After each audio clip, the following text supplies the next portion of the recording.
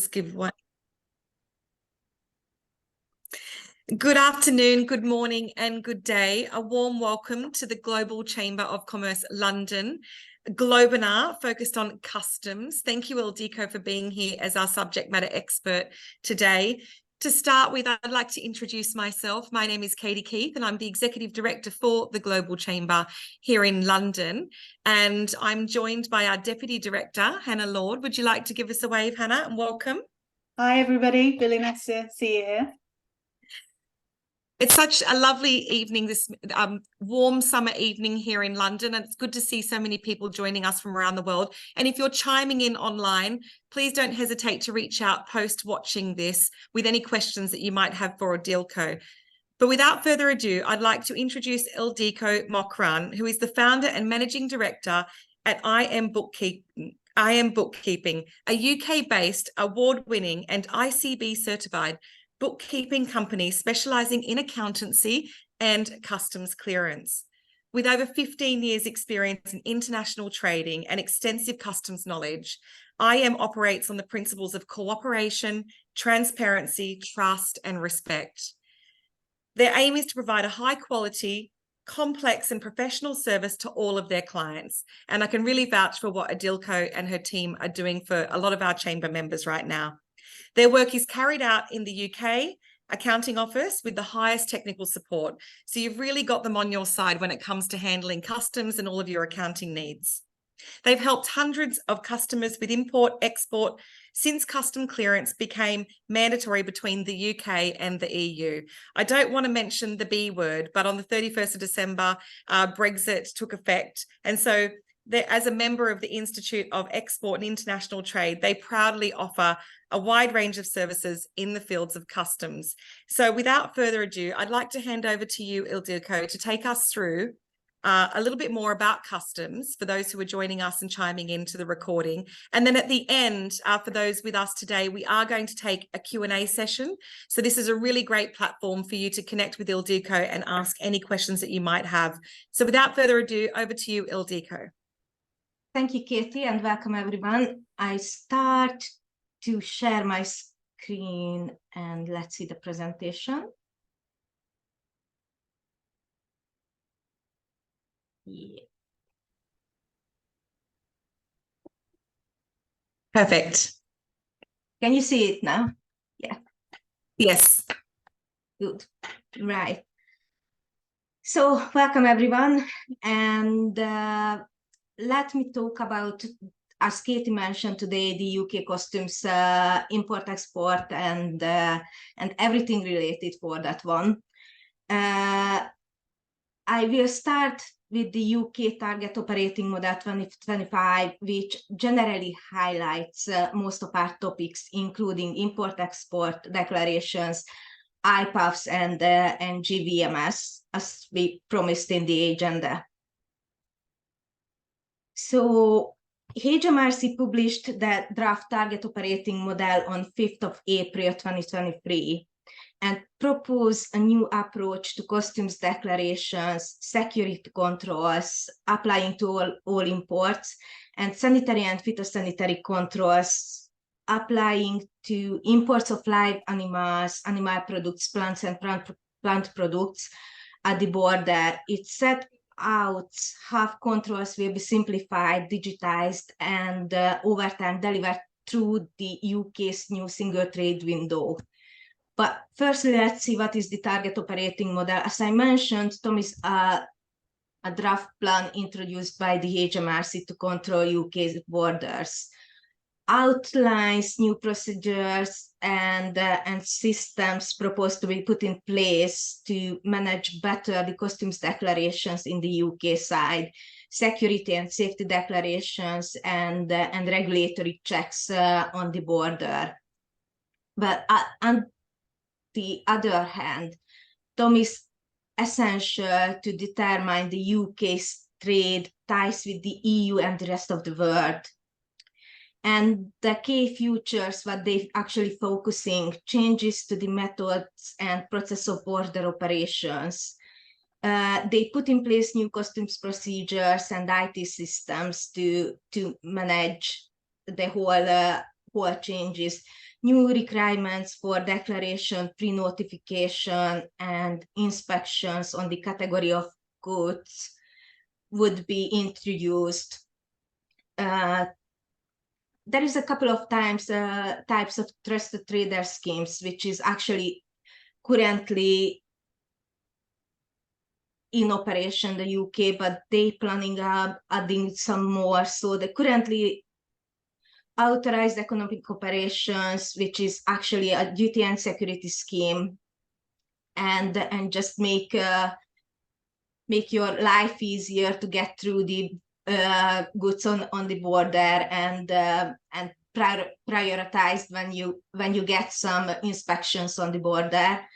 And the other one is an authorized consignor, which is for excise and transit at the moment. And they want to introduce 3 new ones.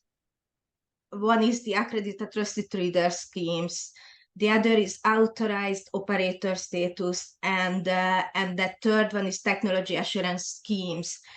I haven't got a lot of details about them, but it will be introduced soon. And at the moment they are just on the pilot mode. But it's the main thing what HMRC want to get more trusted trader status reachable for small and medium-sized businesses, not just for the large companies.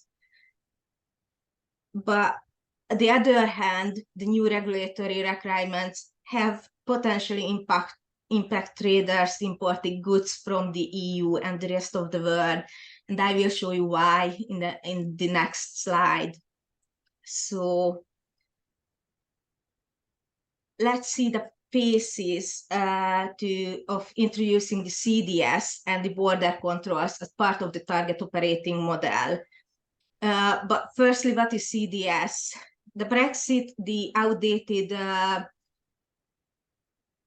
customs handling of import and export freight, which was for 20 years in the customs clearance, providing all the services and declarations what we need to file, and that target operating model make introducing a new system which is called the Customs Declaration Service, CDS, necessary.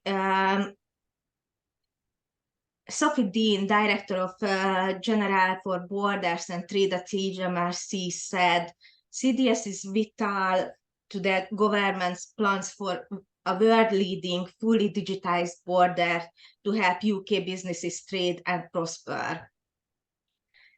And the CDS went live in 2018, and between 2018 and 1st of October 2022, it was in a pilot mode and using all the declarations for Northern Ireland only. But from October 1st of October 2022 is the CDS became mandatory for import declarations for every companies in the UK. And part of the target operating model, animal products, plants, and plant products has been categorized by risk. I will talk about this later. On 31st of October 2023, the health check certification on imports will be introduced for medium risk animal products, plant products, and high risk food and feed of non-animal origin from the EU. Actually, at the moment, we haven't seen the final target operating model published from HMRC. So this date, it's a bit flexible. It probably, they will delay it again, but we haven't seen it yet. But the main thing on 30th November 2023, the HMRC closing down shifts, which means from 1st of December 2023, everybody's need to file any customs declarations on the CDS, regardless import or exports. At the moment, for exports, we still can use the sheet. Between November and December this year, HMRC laid the technical foundation for the UK single trade window. What the UK single trade window will allow is just make our life easier a bit. So allow trader or intermediary to submit all border data needed in a standardized format. And this would mean submitting only once the border authorized through a single portal. Puts the onus on the government to facilitate data sharing amongst border authorities and agencies to receive the necessary information. And this eliminates the need for the user to submit the same data to different border authorities or agencies via multiple portals. I mean, currently we have to submit an import declarations on the CDS, but if we importing animal products, plants and plant products, we have to submit a pre-notification on the IPAFs. Also need to public declare the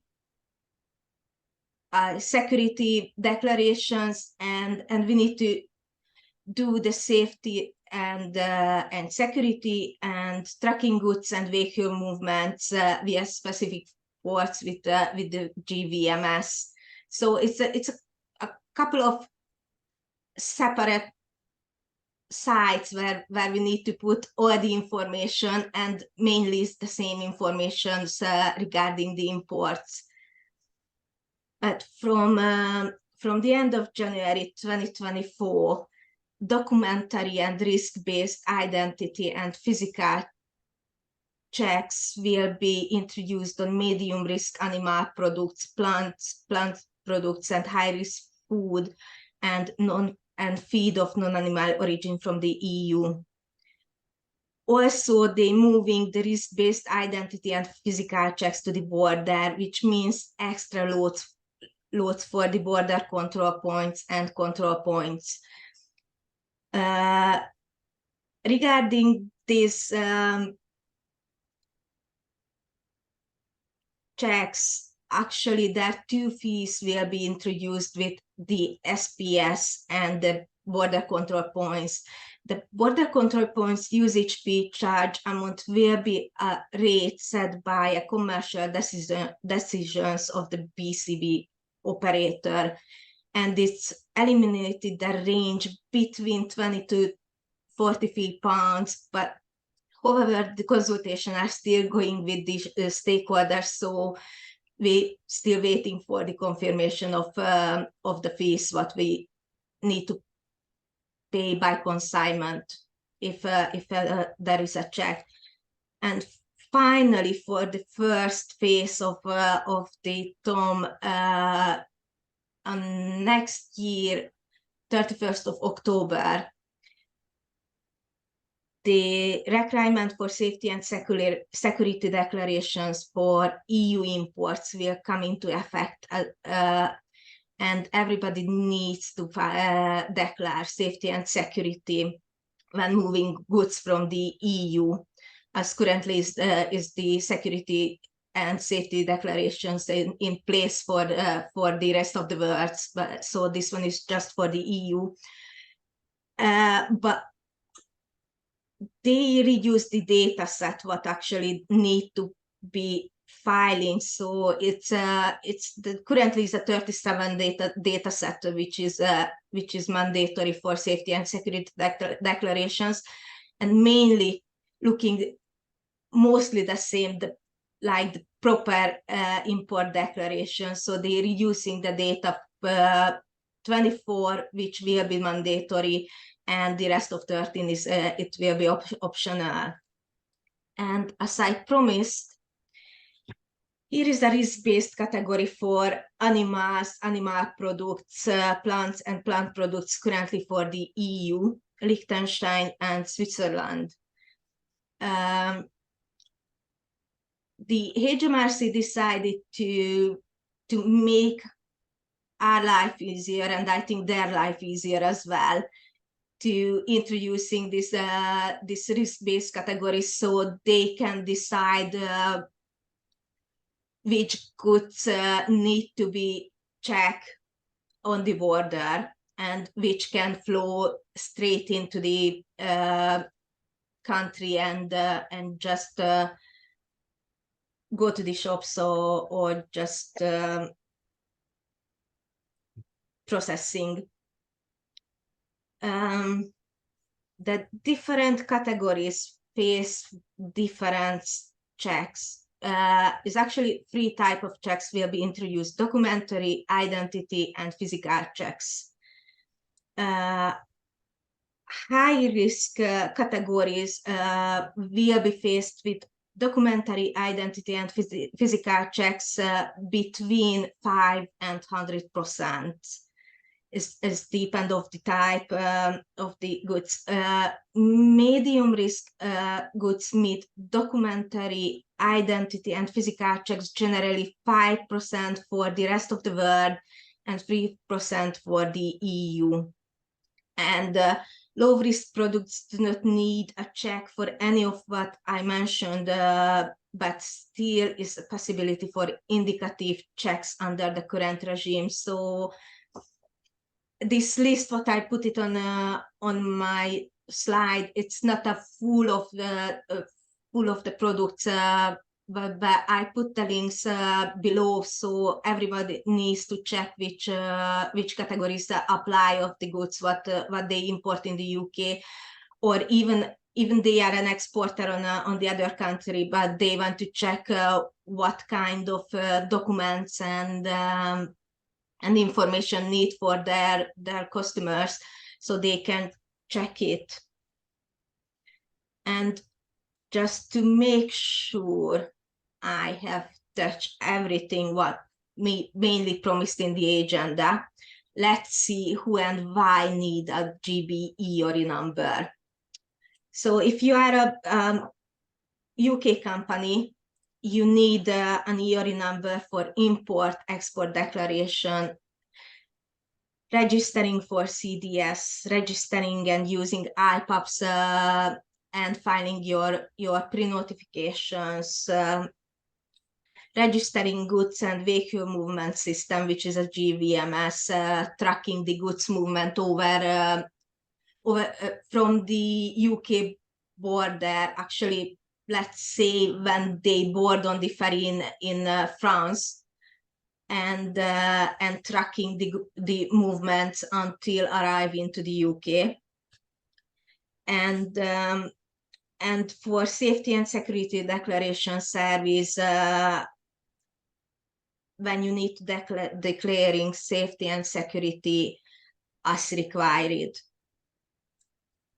As a non-UK companies, you will need a GB EORI number for an export declaration if you agreed with these terms with your UK supplier.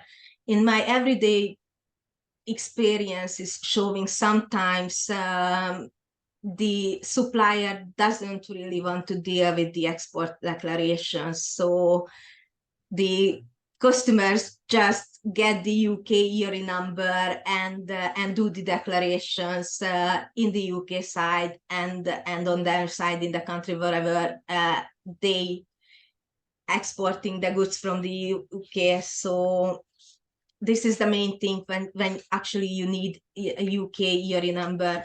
But if you are a logistic company, haulier or a carrier, you need to use GVMS and GVMS service, mainly when you using GVMS ports, which is like Dover, Felixstowe, is a quite a lot in the UK now. So in that case, you have to register onto the goods and vehicle movement systems and generate a unique goods movement reference number. And this is what you actually need to show, like in France when you board onto the ferry. So if you don't have this this number, actually you can't board onto the ferry from the EU side. And the other thing is if you use the DDP incoterms, which means duty and delivered and duty paid. And why I'm touched this one, it's a DDP incoterms, is bring up the other bit, which is who need a VAT registration in Great Britain if they are not a UK companies. So if you are an online shop and selling goods to the UK customers under £135, I believe a lot of websites operators doesn't really know these rules currently, even it came mandatory from 1st of January 2021, which means you need, sorry. So it's if you send a package to the customers in the UK under £135, the rules changed. Actually, you don't. You will need a UK VAT registration, and you need to charge the UK VAT at the time of the sales, and pay into UK tax authority. If the product in the package is not an excise, is not an excise product, and the value of the package is under £135, the new UK customs rules, the package is not subject to duty. So only the VAT obligations, what I already mentioned, above must be met, which requires, as I mentioned before, a UK VAT number. And the other one, as I explained in the EORI numbers, if you are using a delivery duty paid incoterms because you want to save the hassles of customs declarations and duty payments for your customers, you still need a VAT registration in the UK. And finally, I just brought up how we actually can pay duty excise and import VAT in the UK, because as a side of my accountancy bit, my experience is a lot of companies doesn't really know and doesn't really understand their options when they have to pay the duty and then import VAT in the UK. So the first options is the immediate payment. When VAT is due at the time of the submission of the import declarations, and you can reclaim any import VAT on your next VAT return when you are registered for the UK VAT. And if you have received an import VAT certification from HMRC, this is for UK businesses. If you still expecting receiving the import weighted certificate by post, the HMRC stops standing out.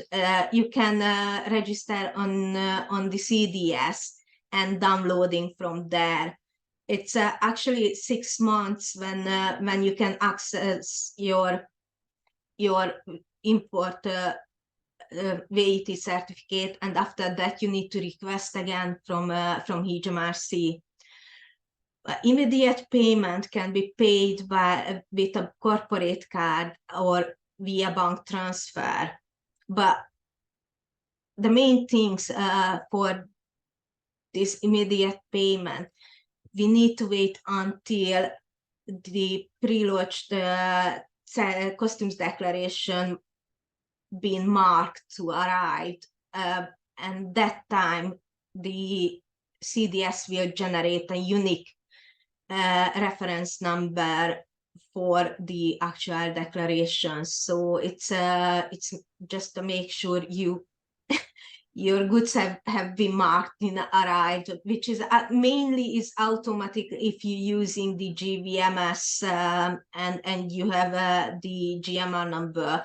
But all the other hands, if not, you need to ask your customs agents, or if you do yourself the declarations, mark the goods arrived into the UK. So only after that you can get the unique reference number.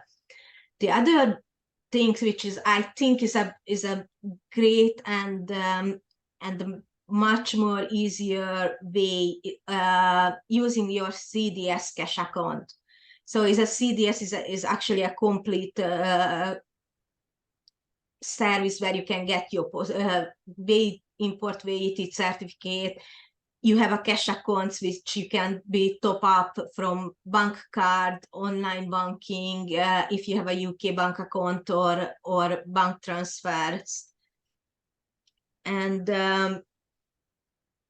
it's just for this one, you just need to declare on your declarations you are using CDS cash account, so they can deduct it from your balance, the liability what you owe to the HMRC. There is other two things how you can paying duty and excise. The duty deferment account, which means if you are a trader who import goods regularly, may benefit from having a duty deferment account, which enabling customs charges to be paid once a month through direct debit instead of being paid individual consignments. But if you want to apply for, actually you need to apply for the duty deferment account, and HMRC needs to accept it. And in some cases, HMRC requests a bank guarantee, but luckily since Brexit and the duty deferment account gets more popular, the HMRC waived the guarantee up to £10,000 liabilities. So, but they still checking the financial base of the company. So, if you know what I mean. And the other bit, if you don't have your own duty deferment account, but you want to defer the payment, some of the agents allow you to using their deferment accounts, but this need authorizations from the agent, and you may agree to a couple of the payment terms, but actually they want the payment received before they have to pay to the HMRC. and they charging a percentage fee between 3 and 5% or a flat rate fee. So it's I think it's not the best options, but if you need a quick agreement, you can do that. And finally, this is for the import VAT only. So it's not you can't use for paying your duty on the excise, but it's a great one for the import VAT, which we called postpone VAT accounting scheme. It was an old scheme which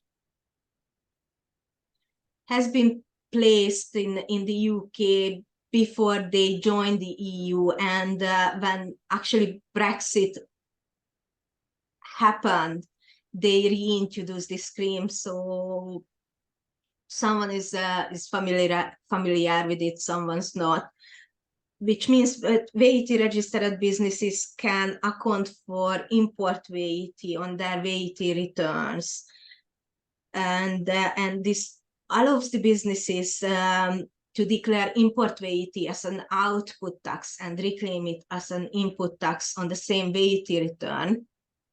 And actually, you don't have to pay into the HMRC. So I think it's brilliant for the cash flow and using for only the import VAT. And if you are a non-established UK taxable person, you still can use the postponed VAT accounting scheme. And I think I finally reached the end. So thank you. And Thank you, Ildiko. And if you have any questions. Thank you very much, Ildiko. Wow, what a very complex matter, importing and exporting. I didn't realize the depth in which businesses, especially small to medium-sized businesses, have to go through to import and export their goods into the UK. So we will open up for questions now. So what we'll do is, if you'd like to unmute yourself, please use this forum to ask Ildiko any questions you might have on your own import-export customs clearance. I have a couple of questions too. If you want to pop it in the chat, if you don't feel like talking, please do. And whilst does anyone want to raise their hand and ask a question straight away? Ildiko, I have a question for you actually, whilst others are maybe thinking about what they'd like to know. You mentioned earlier on in your presentation that there is a big transition for companies. So they're going from a chief system to CDS. Yeah. What are some of the biggest challenges businesses are facing throughout this transition that they could be mindful of and they need to prepare for? Is actually the new declaration service requesting more information, either side on the imports and on the exports. As the exports came in mandatory from 1st of December, it would be need to put the logistic companies or EORI number, some customs declaration softwares asking the transporters EORI number, or you need to make sure you put the countries where the goods going through when leave the UK onto the export declarations. Currently, it's not mandatory, but from this on the CDS, they will asking these declarations as well. Thank you for that. And I do have another one. You mentioned the trusted trader scheme. When do you think businesses can start inquiring with you about that? It's actually for the Northern Ireland. Northern Ireland. but two parts of it. One for Okay. there is one for the Northern Ireland under the Windsor framework, which will be on pilot from 1st of September. So the applications is still it's open now, which is a two scheme for the Northern Ireland, is a UK internal market scheme, which means you can apply and declare your goods are not a risk when you send it to the Northern Ireland only. But these schemes is probably, I think, as we haven't seen yet the final final targeting operating model legislations, because they delaying. I don't know why. It's the plan was for the publishing was in beginning of the August, but we still haven't received it. So Okay. it's quite difficult to say when they actually start to the UK side for these new free schemes. Yeah, but businesses in Northern Ireland can start to take advantage of. Yeah, but businesses in Northern Ireland, they can start it. Excellent. Thank you, Ildiko. I'd like to just open up to the floor if there's any questions from your side. No questions? One thing I did have more questions actually, because I know, you know, looking after a lot of the members across the London Global Chamber, there's a lot of e-sellers, people who are thinking about how do they sell their goods and services online. And so you were talking about the £135 and under threshold. Is that something that a very small business should reach out and get some guidance around, or if you're just selling one-off goods, or does it have to be, you know, what scale do you need to be doing this at for it to become really relevant in your business? This is when the actual foreign company is selling to the UK. If the UK company want to sell any goods into the EU, the same limit, which is €150, actually apply. But they need to get an EU VAT number, some of the member states, and declare using the IOSS or OSS is depend how they want to set up their side in the EU. Thank you. That's really helpful. And one more from me. What about outside of the EU? Companies from all over the world might be thinking, you know, what has changed for them as well? Is there anything that you can add to that? It's actually, you know, the risk-based categories will apply for all the countries, but currently we only can see the EU ones, because HMRC decided to monitor every countries individually. So they will introduce soon the risk categories for the rest of the world, but at the moment we just can see the EU ones. And what the main plan is, they won't introduce the risk categories, because it still can change the category, depend of any disease, you know, in the particular countries or something like that. But they will introduce for a settled period of times, which could be at 2-3 months or something like that. So it won't be a change for a day to the next day, but. Thank you very much for that. We do have a question. We do have a question for you. Thank you, Ashraf. Hello. I'm wondering about digitalization of export documentation process, and when will it take place in the UK? Great question.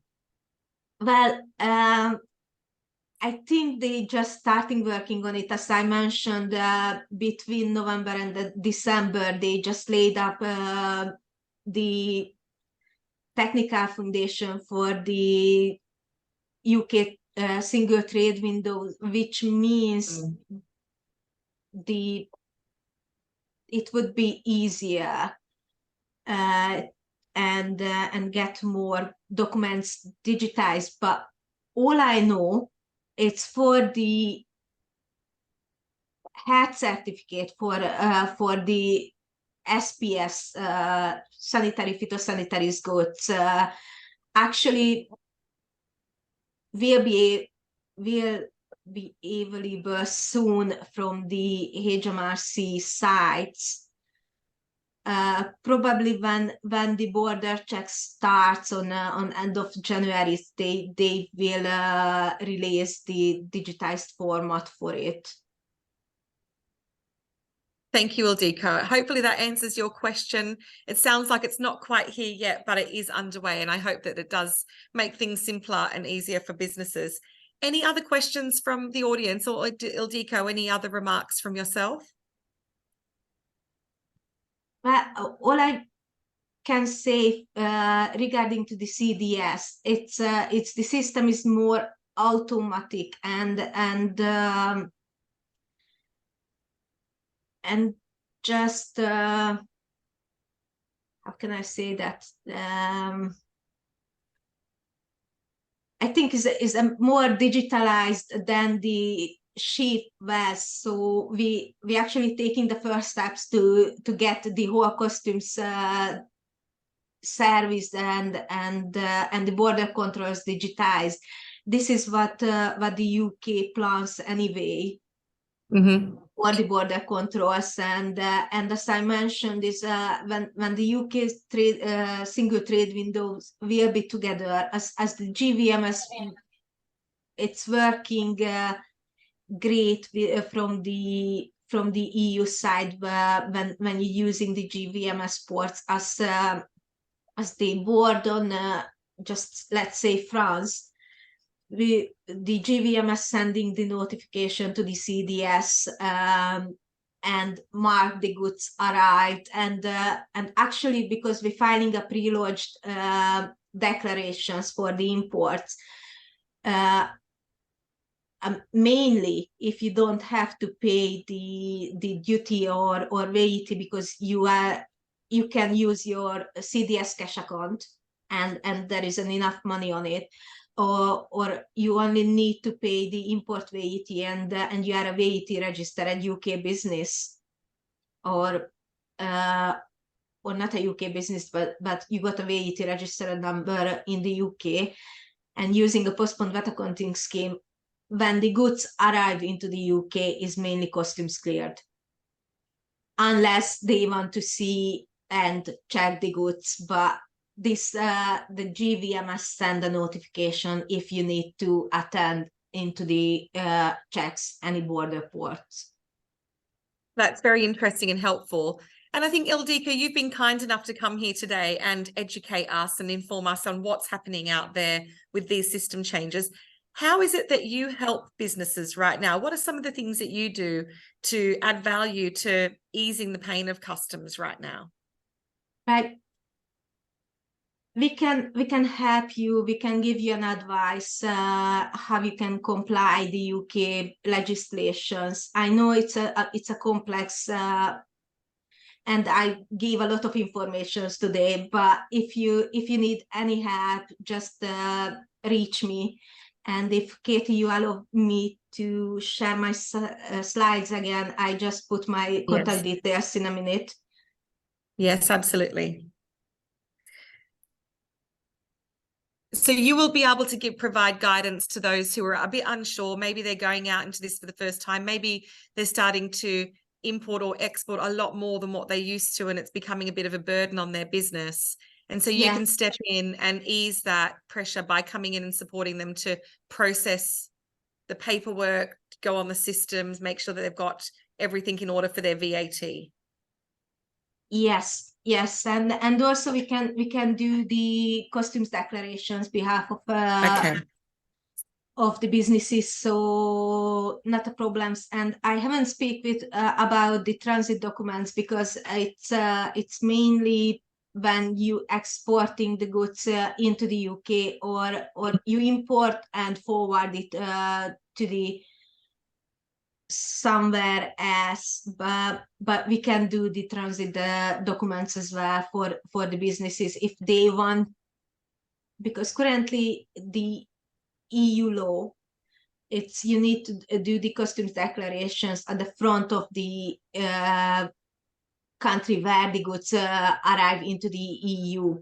But with the transit documents, you can delay these declarations until you reach your final destination. So, okay, great. And Ildiko, if you wanted to make your screen a bit bigger so that people who are I try just try to put again into the. Yes, so we can see it, but if you hit slideshow, it might be from current slide. If you hit slideshow and from current slide, it should show the screen bigger. But either way, what we're going to do is we're going to be sharing Ildiko's presentation with you all today. We're also going to be sharing the recording. We have a lot of people who weren't able to chime in today, so they'll be watching on. So please reach out to Ildiko if you've got any questions at all. And for those of you who are new to visiting Global Chamber, we are a community of CEOs, business leaders focused on international trade and investment. And I just want to say, Ildiko, customs isn't that exciting, and it's one of those things that everybody avoids. So thank you for making it interesting. I learned a lot today, and I hope that everybody chiming in has learned a little bit about what's to come, what they need to be thinking about, and where they can actually get some help with it. And so before we close, if you'd like to learn a bit more about the Global Chamber, we are the only organisation of its type in the world. We're in 190 countries, supporting members to expand globally, focus on trade and investment. So if you'd like to reach out, please speak to Hannah or myself. We will put our details in the chat bar just now, and you can reach us on email. For those of you who are leaving us today, thank you very much for your time. Again, thank you very much, Ildiko. Thank you. A lovely for the evening or opportunity. day. Yes, thank you very much. I'll just stop recording and we can stay on the call for another 5 minutes.